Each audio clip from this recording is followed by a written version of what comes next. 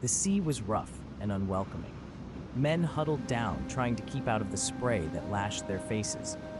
The misery of seasickness in their bellies was compounded by something else, the anxiety of what they were about to face. Many of our troops became seasick. In what seemed like an eternity, we finally headed toward the beach. Most of the platoon were singing. In the half-light of dawn, it became clear that they were not alone. One just looked and one couldn't believe the size of the operation. I mean, everywhere. There were boats of all description, destroyers, and, aircraft were coming over too. In the sky, shrouded in thick, low clouds, engines from hundreds of aircraft roared overhead, all heading in the same direction. That's where you really grow up.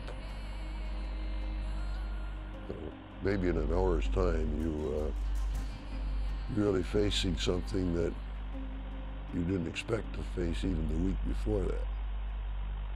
150 of us facing the might of the German army, and I thought, well, to do that even in the sort of best of conditions was going to be bad, and we were going to do a drop just after midnight. It was June 6, 1944. By air and by sea, they streamed towards the coast of Normandy. This was the start of Operation Overlord. The channel was full of boats coming towards the Normandy beaches. And the skipper said, "Look, boys, we're making history. This is D-Day." Their mission was to secure a foothold on the north coast of France and pave the way for the liberation of Europe from Nazi occupation.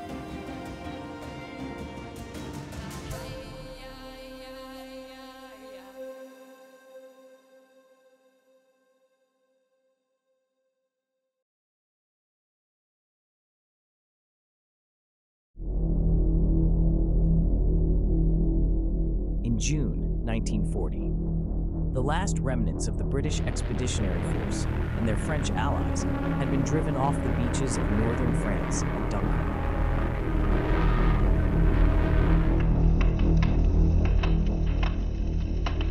Despite the defeat, there was a growing realization amongst the few allies left that ending the Second World War would mean landing powerful forces into German-occupied Western Europe. It took 4 long years of what Prime Minister Winston Churchill described in 1940 as blood, toil, tears, and sweat before the Allies could fulfill that objective.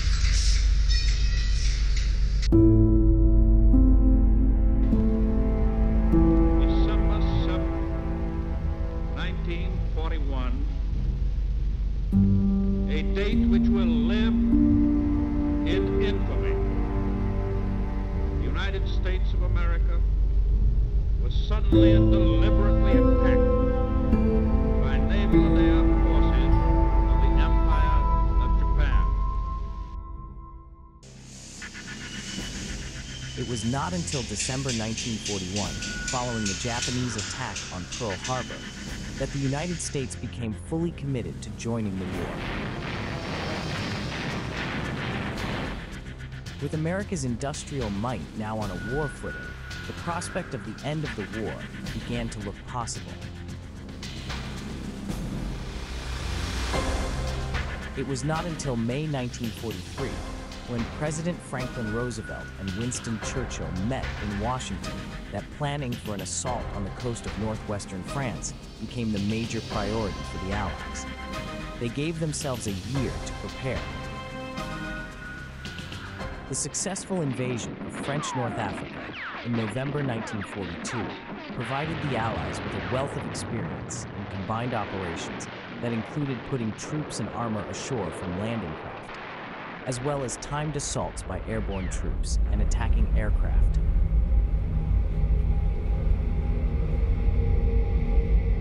By the time the two leaders met again in Quebec in mid-August 1944, a draft plan was already in place.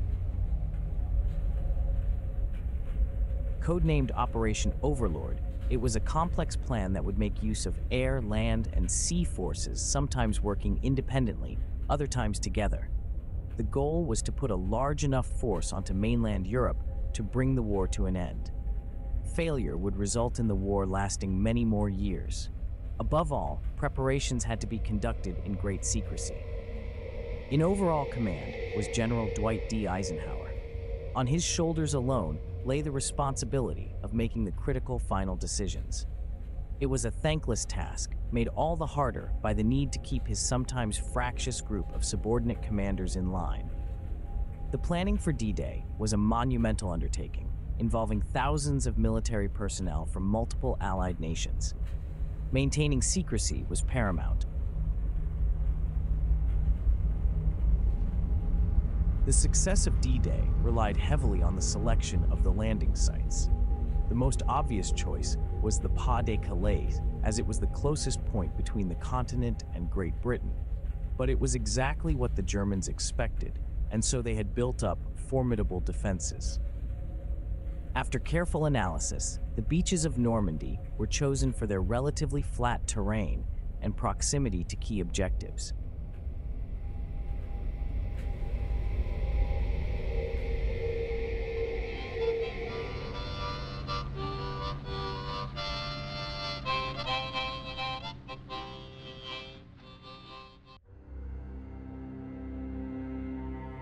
Before mounting an amphibious assault, the Allies had to secure control of the skies. Without it, the invasion fleet would be vulnerable, as would any forces that succeeded in getting ashore. The U.S. 8th Air Force had been launching daylight attacks on German industry since the summer of 1942.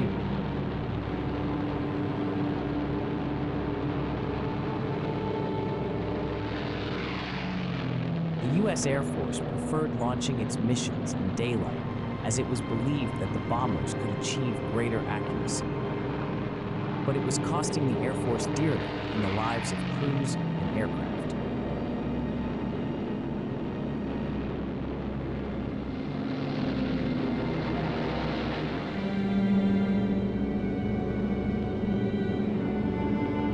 That was 10:30 upper or lower?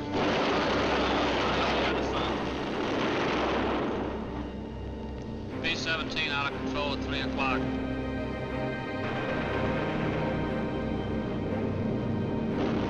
Come on, you guys, get out of that plane. Bail out. There's one. He come out of the bomb bay. Yeah, I see him. There's a tail gunner coming out. Watch out for fighters. It was a numbing experience, believe me. Keep your eye And out. you did a lot of praying that get through this without being killed, that the plane would survive, you would survive. There's 3 more shoots. Flag, 11 o'clock. Fighters, 6 Heavy, 109 at 3 o'clock. Keep after him. Despite repeated attacks by the 8th Air Force by day and the Royal Air Force by night, German defenses were as strong as ever. As well as running the gauntlet of the hundreds of flak guns that ringed the cities and industrial centers, the bomber crews faced attacks from the Luftwaffe's fighters. Watch those 2 and 12, Vin. They're coming in. They're coming in, Scotty. Get that ball turret on them. American crews flying in daylight were especially vulnerable. Their fighter escorts did not have the range for raids deep into Germany. The bombers invariably were left to fend for themselves as swarms of fighters came up and picked the bombers off one by one. When you come out of the flak and the fighters will be out there looking at you, first one they seen trailing fire or smoke or feathered engine, they'd go in after it. And I can well assure you they'd pretty well get them. The losses were becoming unsustainable. A change in tactics was needed if the Allies were to achieve security for the invasion forces from aerial attack.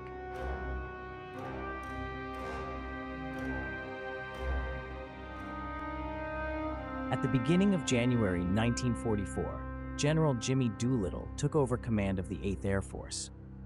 Priority was given to defeating the Luftwaffe. The bombers were tasked with destroying aircraft factories, airfields, and industries associated with aircraft production.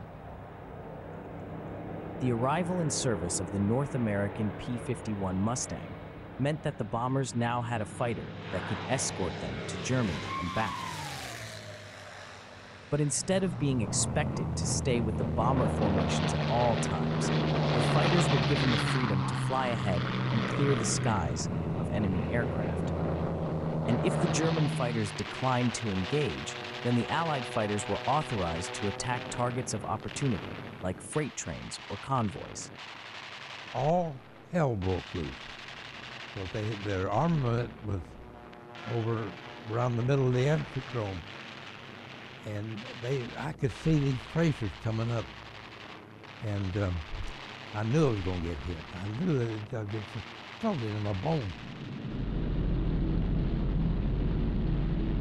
In February 1944, the U.S. Air Force and RAF conducted an all-out campaign against Germany's aviation industry and the Luftwaffe. Heavy bombers from the 8th and 15th Air Forces hammered aircraft, engine, and ball-bearing plants by day, and RAF bombers attacked by night. Codenamed Operation Argument, it became known as Big Week.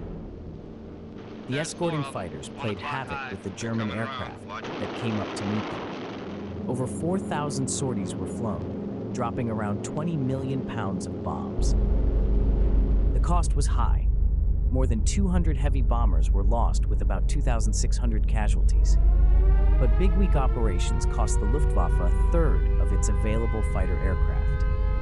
More importantly, a fifth of the Luftwaffe's irreplaceable veteran fighter pilots were lost in combat. Aircraft could be replaced relatively quickly, but it took a lot longer to train pilots, and time was not on the side of the Germans.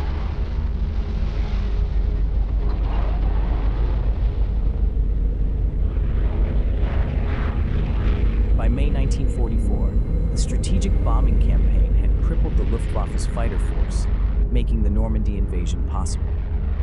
In the weeks before D-Day, Allied aircraft hit German troop concentrations, airfields, and transportation targets almost unhindered by the Luftwaffe. After D-Day, Allied aircraft continued their attacks to support the Allied breakout from the Normandy beachhead. Throughout the end of 1943 into the first months of 1944, Allied preparations for the Normandy landings continued to build up.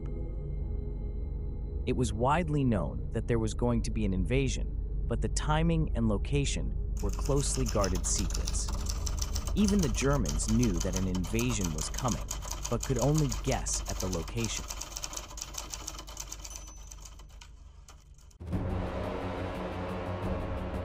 In preparation, an enormous defense system called the Atlantic Wall was built by the Germans. Stretching over 2,400 miles from Norway to Spain, it was designed to prevent an Allied invasion of Europe. Construction of the Atlantic Wall began in 1942 under the direction of General Erwin Rommel, the famous Desert Fox, for his military successes in North Africa. The wall consisted of a series of bunkers, gun emplacements, and obstacles such as barbed wire and minefields. The defenses were strongest in the northern part of the wall, where the Germans expected the Allies to land. Here, the wall was fortified with concrete bunkers, anti-tank obstacles, and coastal batteries. We expected the invasion to come that summer and waited for it with mixed feelings. I knew I had to do my duty as a soldier, but in my innermost heart, I just hoped for it to be over. However, as the war progressed and the Allies gained air superiority, the wall became increasingly vulnerable to air attacks. Rommel and his staff were convinced that the Pas de Calais was where the Allied invasion would land, as it was the nearest point between England and the continent. Their belief was reinforced and fed by one of the greatest deception plans in history. Operation Fortitude was a strategic deception plan orchestrated by the Allies to mislead the German forces about the location and timing of the D-Day invasion. Allied leaders knew that the success of the invasion relied heavily on surprise and misdirection. so substantial resources were deployed to keep the Germans off balance. Under the command of British intelligence, Operation Fortitude was divided into two main components, Fortitude North and Fortitude South. Fortitude North aimed to convince the Germans that the Allies were planning to invade Norway, while Fortitude South sought to deceive them into believing the invasion would target the Pas-de-Calais region of France. Any German spies in England had long been rounded up and either imprisoned or turned to act as double agents.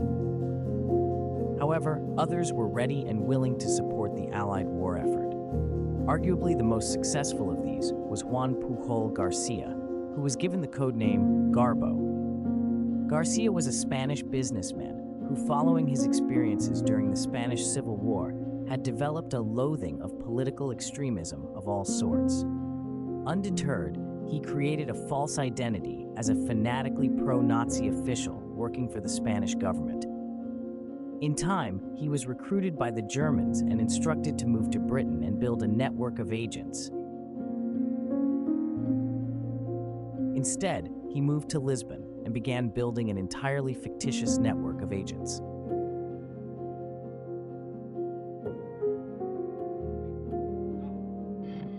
Most of the information he was sending his German handlers came from newspapers, magazines, and cinema newsreels.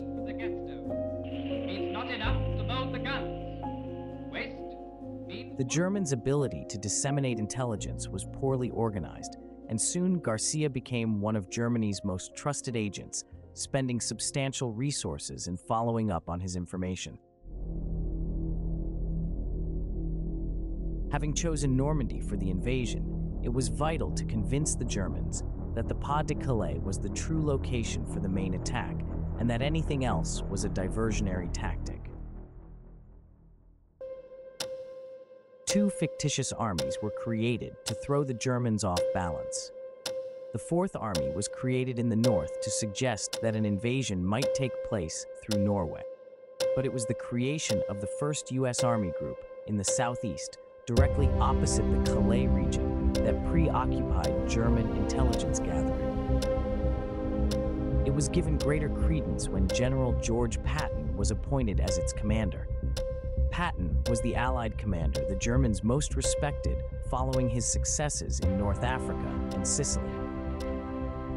An entire command structure was created so that fake signal traffic could be generated.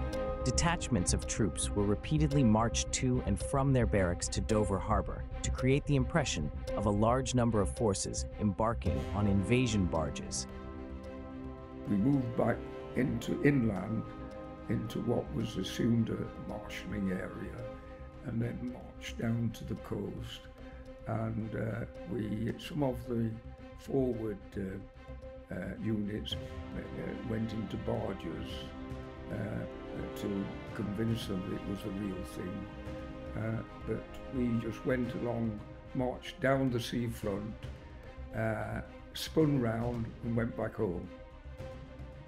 Fields were filled with dummy tanks and aircraft and flimsy wooden landing craft moored up in rivers, all designed to look convincing enough to reconnaissance aircraft.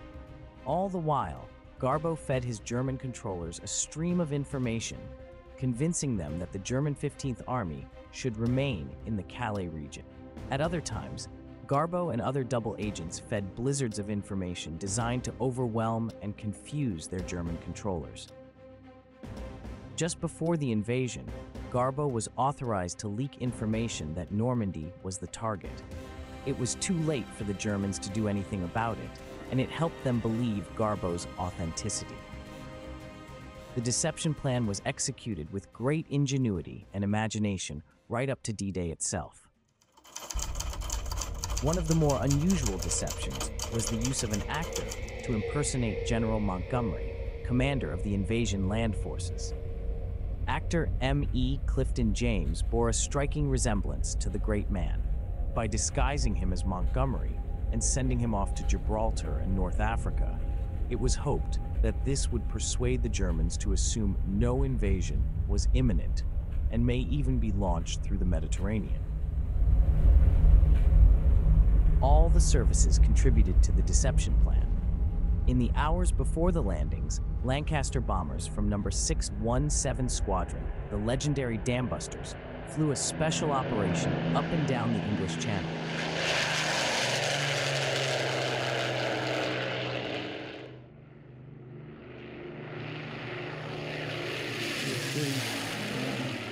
A series of loops working nearer and nearer to the coast. At the same time, we were dropping window in different sized bundles. To the Germans monitoring their radar, it looked as if a large invasion force was approaching. Airspeed, course, to rate of turn, everything had to be exact. Joining the airborne forces who formed the vanguard of the assault were 500 dummies and bags filled with straw. They were dropped by parachute all over northern France to confuse the German defenders as to where the actual invasion was coming from. The deception operations were so successful that the Germans continued to keep forces back in the Calais region, including 2 armored divisions, for weeks after D-Day. They were so convinced that that was where the real invasion would land. The Germans held Garbeau in such high esteem that they didn't recruit any other agents to corroborate his messages. They even awarded him the Iron Cross. Britain would later award him an OBE. The biggest challenge facing the Allies was how to get men ashore, and once ashore, how to ensure they could hold on to their slender foothold and begin their advance inland before German reinforcements arrived. The key to a successful outcome lay in using airborne troops. They were to land behind the beaches, seize critical bridges, and seal off the landing beaches. British paratroopers were also given the task of taking out one of the large coastal gun batteries that threatened the British beaches. The paratroopers were to be joined by infantry and gliders. The total strength of the airborne assault was around 18,000 men. The Americans decided that they would not use glider infantry in the initial assault, following too many training accidents. Instead, 2 divisions of paratroopers, the 101st and 82nd, were to be dropped at the most westerly end and behind the American beaches codenamed Omaha and Utah. We spent most of our time out in the woods, living off of the land, and saw our camp rarely. We come in and take showers and get clean clothes and go again. The training was intense in the weeks before D-Day, as they were going to be dropped at night. Also, many of the air crews had little or no experience of flying in formation at night, let alone under fire. We pretty much knew what we were going to do. Didn't know exactly when, but knew what we were going to have to do. And there was quite a bit of anticipation for it, really. You know, it was like, let's get this damn thing started and get it over with. Following the experience gained during the invasion of Sicily, when several Allied aircraft were mistakenly shot down by trigger-happy crews on ships, all invasion aircraft were painted with black and white stripes. By the end of May 1944, the 9th Troop Carrier Command, which was scheduled to ferry the paratroopers to Normandy, had over 1,200 Douglas C-47 Skytrain aircraft at its disposal. It was incredible. All the way down the runway were these gliders with Dakotas hooked up to them. The usual American sort of flamboyance, and you know, they looked absolutely immaculate. And we joined these, and we were detailed to a glider, and just roughly said, just follow everybody else and take this glider out. And we didn't inform the American airborne troops that we'd never done it before. We thought that was prudent, you know, not to do that. However, around 40% of the crews available were recent replacements and had not taken part in training for flying in formation at night. Also, nearly 3/4 of all the crews had no experience flying in combat conditions. The paratroopers were to be dropped at the western end of the Allied beaches behind Utah Beach so that the invading forces could seal off the Cherbourg Peninsula. If they succeeded, the Allies would have access to a large port. This would then provide facilities to unload fresh supplies and reinforcements as the campaign developed. It was to be a tough mission as they were jumping at night and would be behind enemy lines for some hours before the beach landings. During the evening of June 5th, the heavily burdened airborne troops clambered aboard their aircraft and gliders. We knew that we weren't all coming back, but we didn't know what to expect. We figured that our jump was going to be somewhat similar to the night jumps we'd made before. I don't think any of us considered the fact that we were going to be so widely scattered as we were in Normandy. I wasn't. I don't think anyone was. On my airplane, it was a very quiet airplane. There was a lot of people I thought that were staying within themselves. And, I know I thought a lot about myself at that time rather than the guy sitting next to me. Initially, the flights went well. According to plan, the aircraft headed out west and descended to 500 feet, well out of range from the invading fleet and below the German radar. But once over land, things started to go awry. Heavy flak and an inability to find their drop zones meant that many aircraft drifted off course.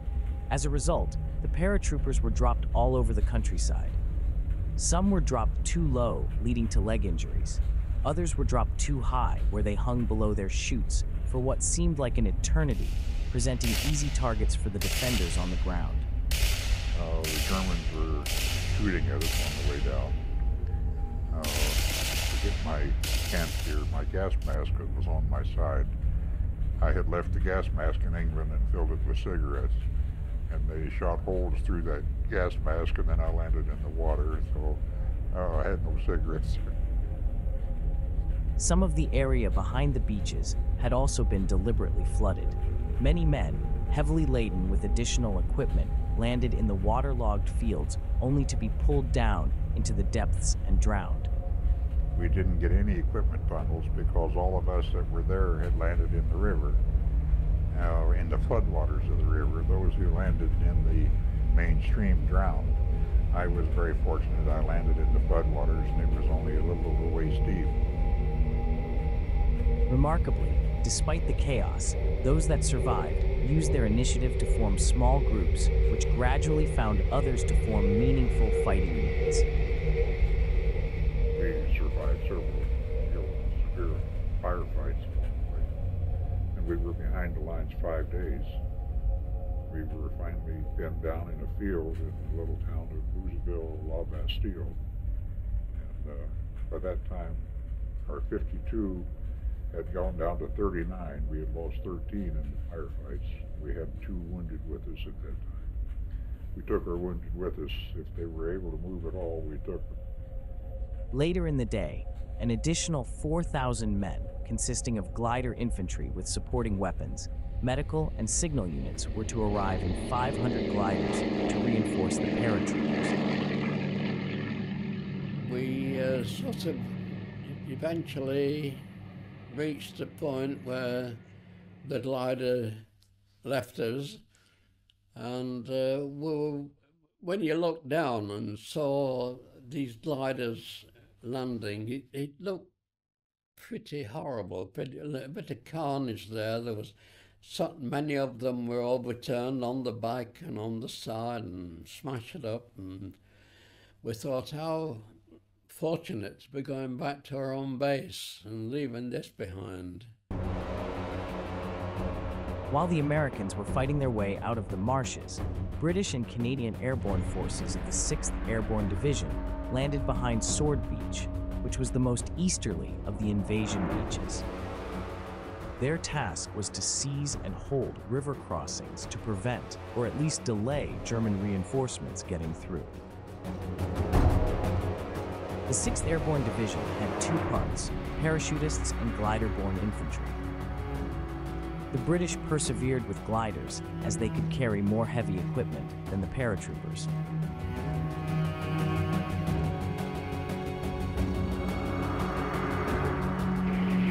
In the early hours of June 6th, the gliders and their tugs took off and headed directly south to the French coast.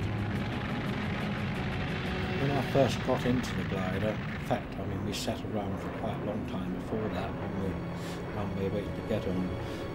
I think all of us, we were getting extremely nervous, and I was getting very frightened, I don't mind telling you, because they told us that they were going to send 150 fighting men plus 30 Royal Engineers into capture these two bridges over the Caen Canal and the Orne River, and we thought, God, we're going to be in there, 150 of us, facing the might of the German army. Unlike their American counterparts, they encountered no flak. The first airborne troops to land on French soil were 150 men of the Ox and Bucks Light Infantry.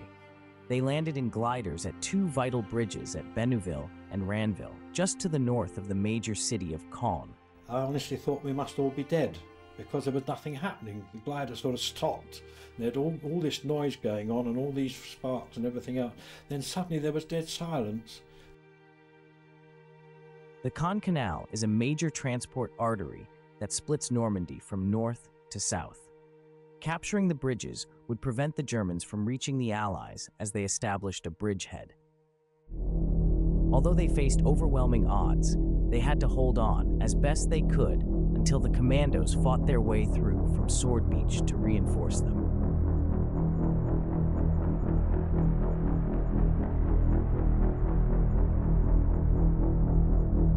We said, well, you know, we've had it. We've virtually run out of ammunition. We've got no more ammunition for the machine gun, virtually no more ammunition for the rifles.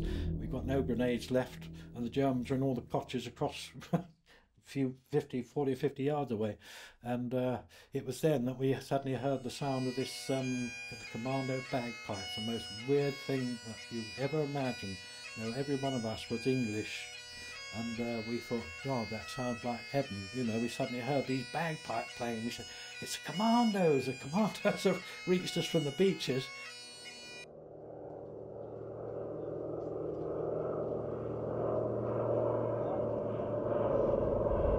Meanwhile, the paratroopers fared less well. Strong winds meant that many were scattered all over the region. The force had been split, with the 9th Battalion assigned to attack a large gun emplacement at Merville. The gun battery formed part of what the Germans called their Atlantic Wall. Field Marshal Erwin Rommel of Afrika Korps fame had been appointed to oversee its completion, although by June 1944 there was still much to be done. He described this region of Normandy as the lock through which the invading troops would break through into France and consequently into Germany. Like other sites along the coast, the battery at Merville housed enormous guns. Not only did this battery present a threat to the eastern end of the landing beaches, but they also had the range to hit ships in the English Channel as they unloaded their troops. Allied planners were acutely aware and worried about the threat this posed and made it a priority target. In the weeks before D-Day, there had been repeated bombing raids on the German defenses, but they had failed to destroy the massive concrete emplacements at Merville, and so the paratroopers were assigned the task of silencing it.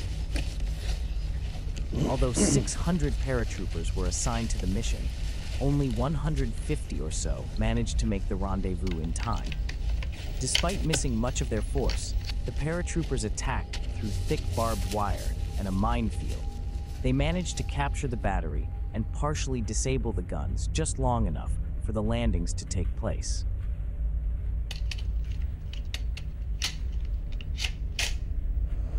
The rest of the 6th Airborne paratroopers were scattered across the area between Caen and the beaches. Some drowned in the flooded areas.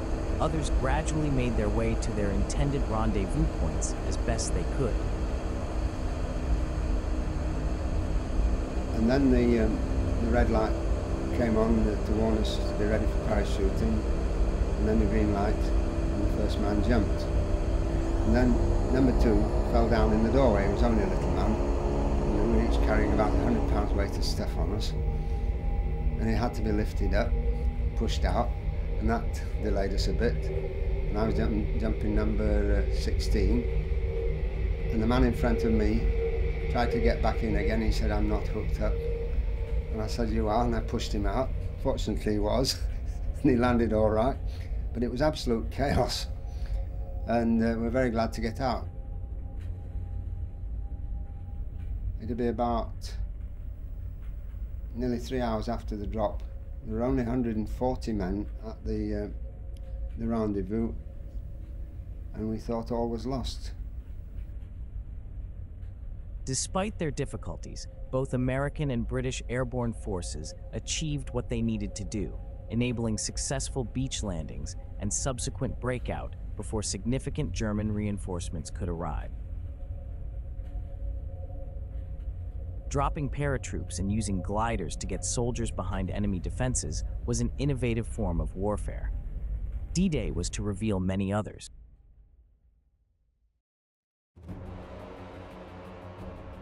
The disastrous Dieppe raid in August 1942 demonstrated the need for aerial cover and armored support to achieve a successful beach assault. The bombing campaign had secured aerial supremacy, as many fighters were brought back to Germany to provide defense. The attacks on the German aircraft industry were so successful that the Luftwaffe was barely visible in the countdown to D-Day. The landings were able to go ahead virtually unscathed by aerial attack. But landing infantry also needed armored support. How to get the tanks ashore required innovative thinking. The problem was handed to Major General Sir Percy Hobart, an eccentric British officer who envisioned a specialized fleet of vehicles tailored for specific tasks on the battlefield. These vehicles, equipped with unique attachments and modifications, played a crucial role in the success of the Allied forces during the invasion of Normandy in 1944. They became known as Hobart's Funnies. Swimming tanks were arguably the most extraordinary invention. They were called DD tanks, which stood for duplex drive. A waterproof canvas screen that wrapped around the entire hull enabled the tank to float. A propeller and shaft attached to the tank's engine gave it propulsion. The idea was that the tanks could be launched from their landing craft offshore and then motor ashore with the infantry. Once on dry land, the screen was lowered so that the tank could be operated in a normal way. Numerous exercises were held to try out the concept, and it seemed to work. More or less every day we were involved in the Solent area, landing on the Isle of Wight. No, we were pretty busy doing it. Of course, we had a lot of maintenance to do in the sense that we had to keep the thing waterproof, which, you know, a tear here and there had to be repaired, and in the hull itself, underneath. But the weather on D-Day was rough. The British decided to bring the landing craft much closer to the shore.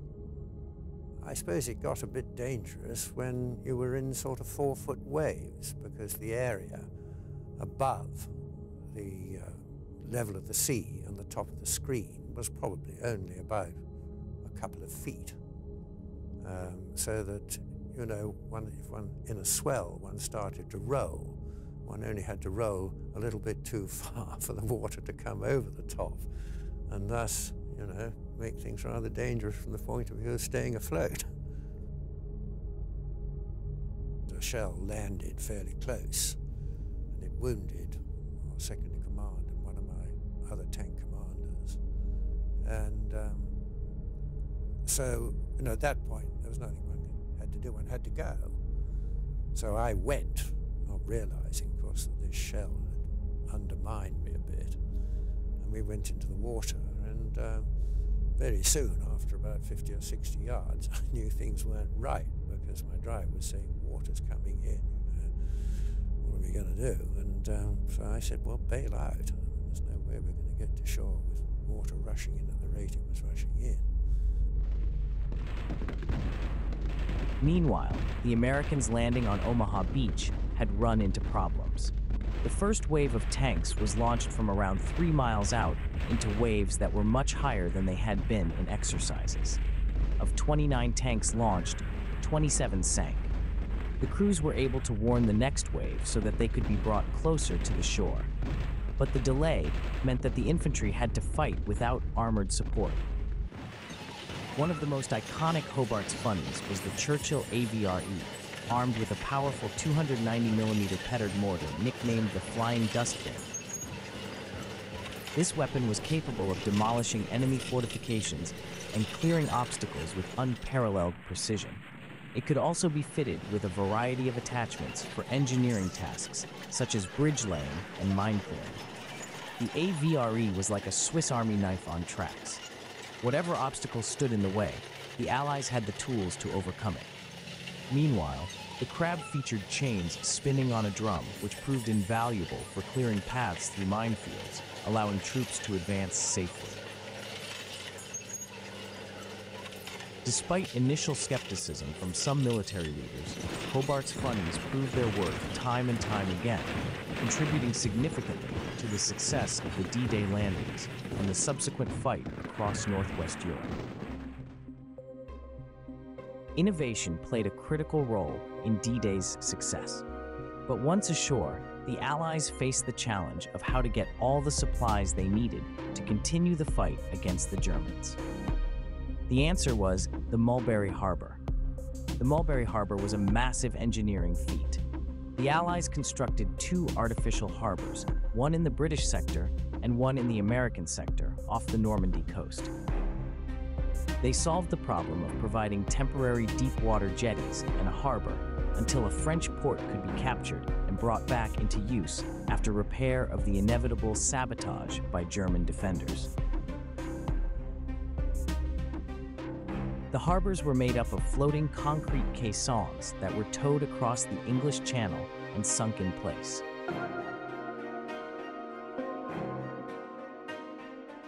Once in place, they were connected by floating roadways and piers to create a fully functioning harbor. Old ships were sunk to form a breakwater. The Mulberry Harbor was essential to the success of the D-Day landings. It allowed the Allies to bring in all the supplies they needed to continue the fight, including ammunition, fuel, and food.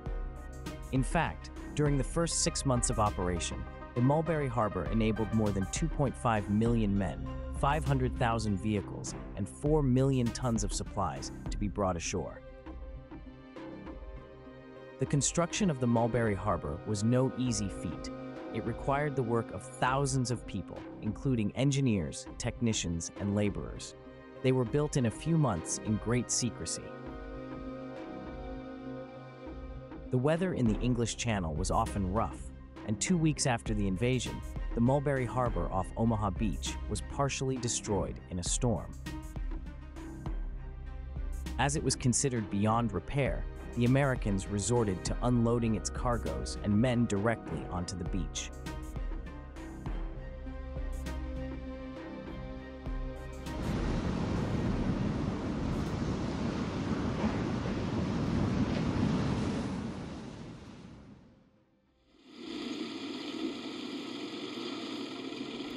Getting more than 150,000 troops ashore on 5 beaches on D-Day was an incredible achievement. Such an enormous undertaking was made possible by assembling an armada of over 7,000 ships and landing craft. It was called Operation Neptune. It took months to get all the different types of landing craft assembled in British harbors all along the south coast. As Britain had already committed most of its stock of landing craft to the invasions of Sicily and the Italian mainland, many had to be brought across the Atlantic from American shipyards.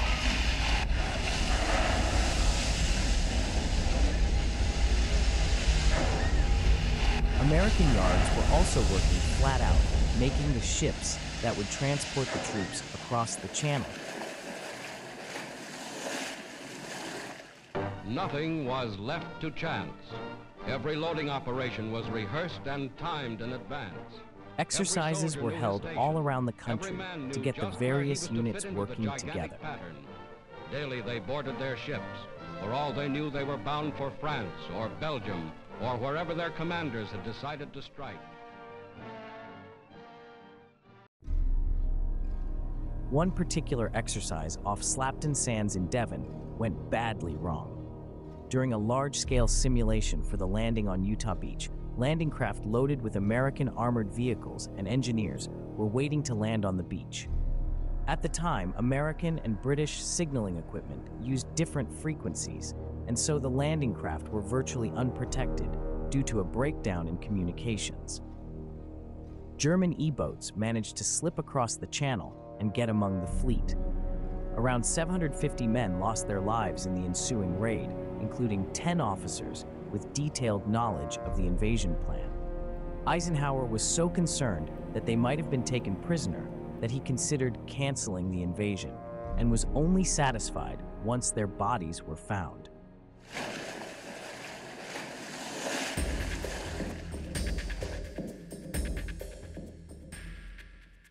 Despite the setback, the last weeks before D-Day saw a huge buildup of men and military hardware all over the south of England. However, difficulties in assembling all the landing craft needed forced a decision to postpone the landings until June 5th, when the next most favorable tides and moon would be available.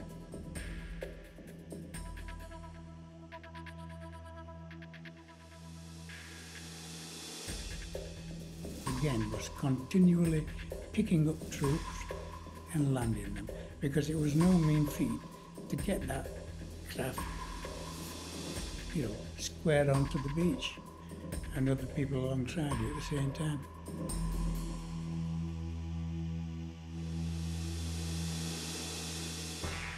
In the last days of May, camps were sealed. No one was allowed in or out. Briefings began as to the tasks they were expected to perform, although there was still no indication as to the location.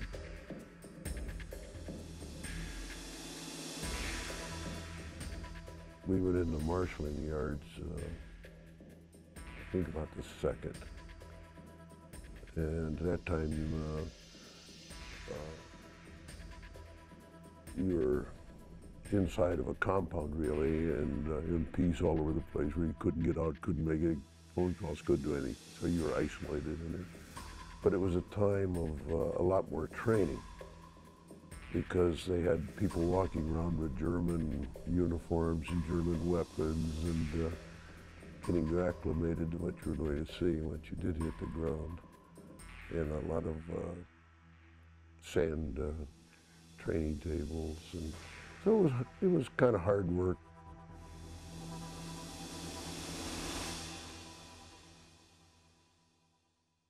Finally, on May 31st, embarkation began. It was planned to take up to 5 days. But as the loading continued in fine weather over the next few days, a major problem was brewing out in the Atlantic. It looked like a storm could be heading for the invasion fleet, making landing conditions too dangerous. Well, it was fine, actually, that particular day. I mean, it was June the 4th, and it was quite a sunny day.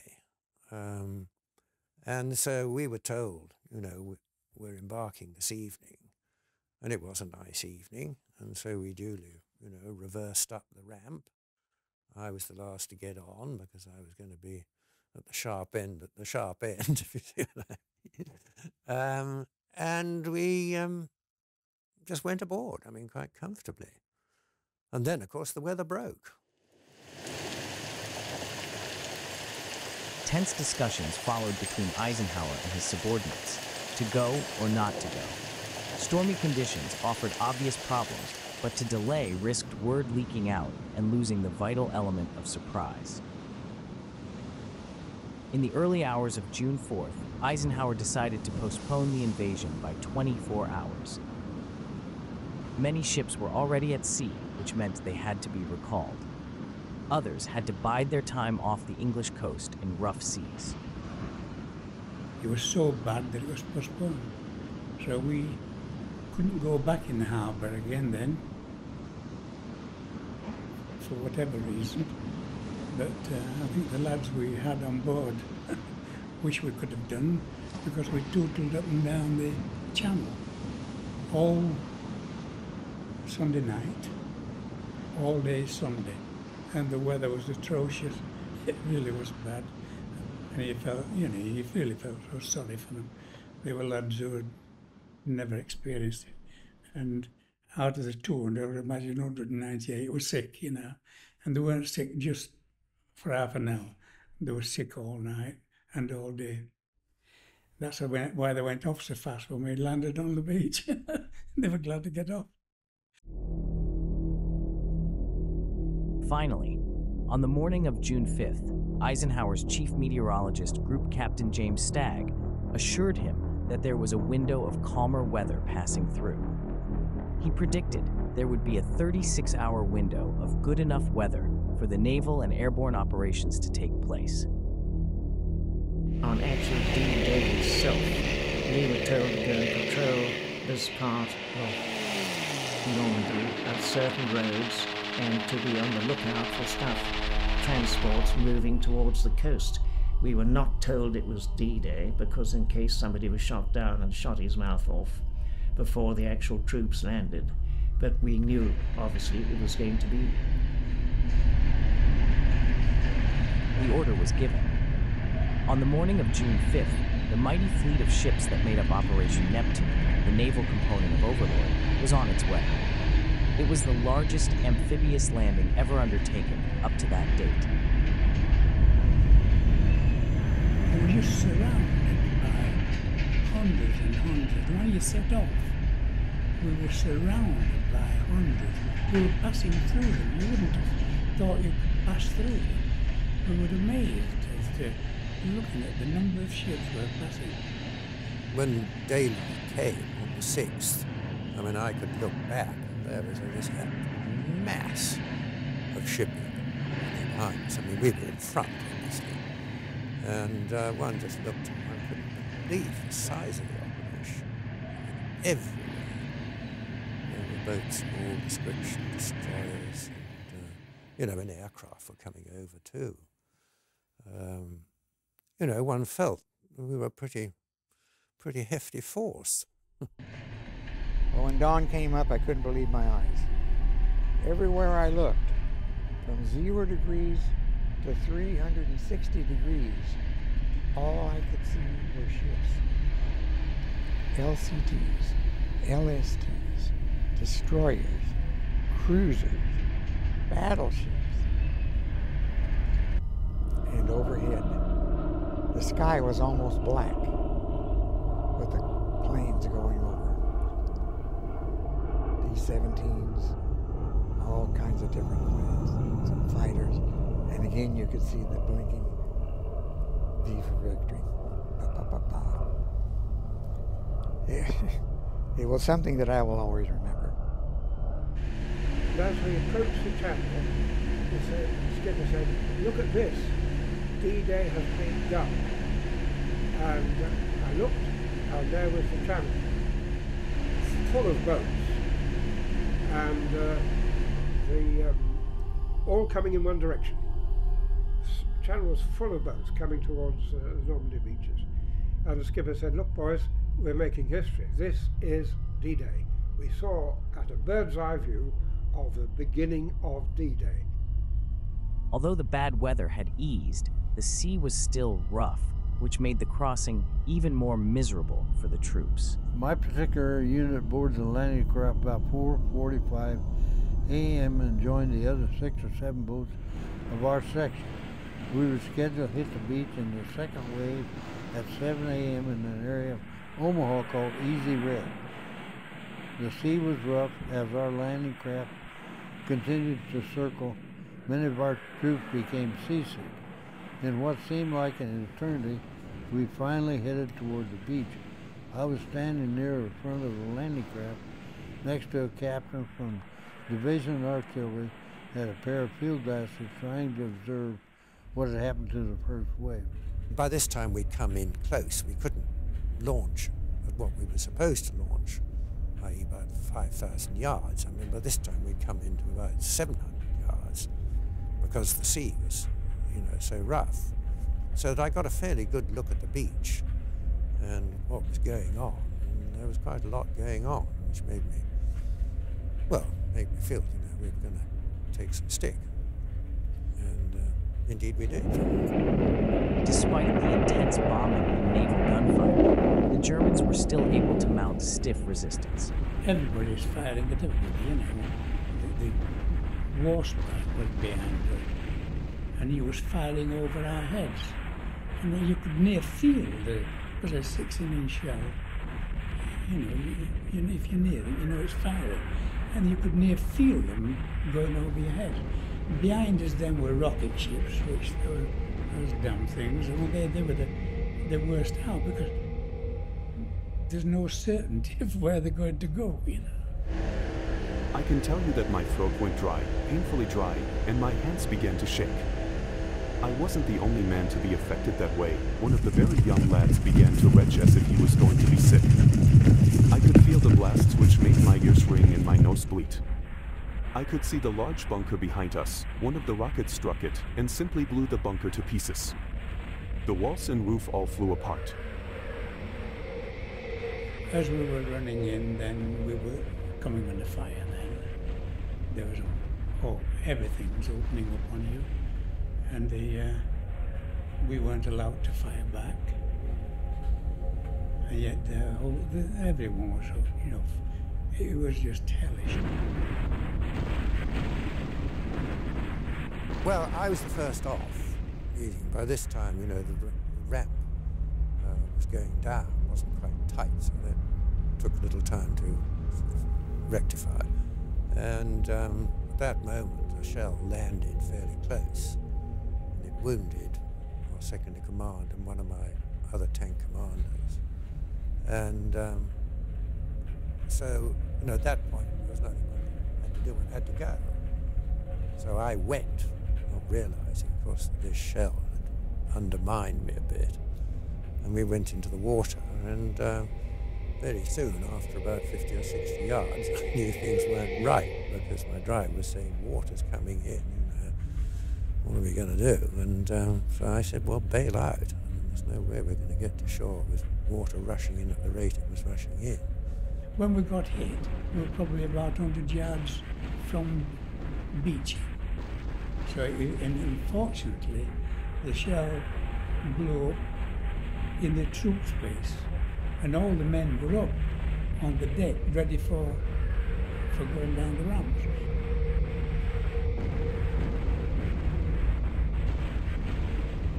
As we approached the last few hundred yards, we began to draw intense small arms fire, as well as mortar and artillery fire from a couple of well-concealed bunkers. The ramp finally was lowered, and we began to evacuate as quickly as possible into waist-deep water. Almost immediately, we began to suffer casualties from the severe small arms fire. We had at least 100 yards to go before getting to the sandy beach area, and at least 200 yards of sand to reach the cover of the rock and shale bank. All along the way, we were trying to keep the seasick and walking wounded moving, as we felt it was sure death to remain in the water. About 30 of troops in my boat reached the safety of the shale bank, many of them wounded, some others so sick and exhausted they could hardly function. American attempts to land more troops ashore were hampered by an unusually high tide, which began to cover many of the defensive obstacles built by the Germans. Having lost much of their armor, the infantry struggled ashore to find what little shelter there was behind a low seawall and shale bank. But now was not the time to think of right or wrong, only survival. After the first few moments had passed, my mind became automated. My mind rationalized. This was fun. When the gun jammed, I would clear it quickly, because every second counted. Even so, it left a sour taste in my mouth. As the troops on Omaha struggled for survival, the U.S. Rangers began scaling the cliff at the western edge of the beach. Their objective was to silence a coastal battery which could threaten the Allied ships. Having reached the summit, they found that the Germans had withdrawn the guns further inland.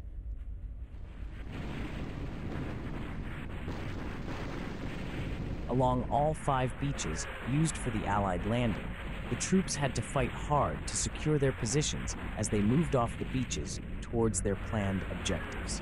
They were hindered by landing craft, struggling to get ashore by an unusually high tide caused by the stormy weather of the previous days. Slowly but surely, the defenders were overcome, and advances were made, some further inland than others.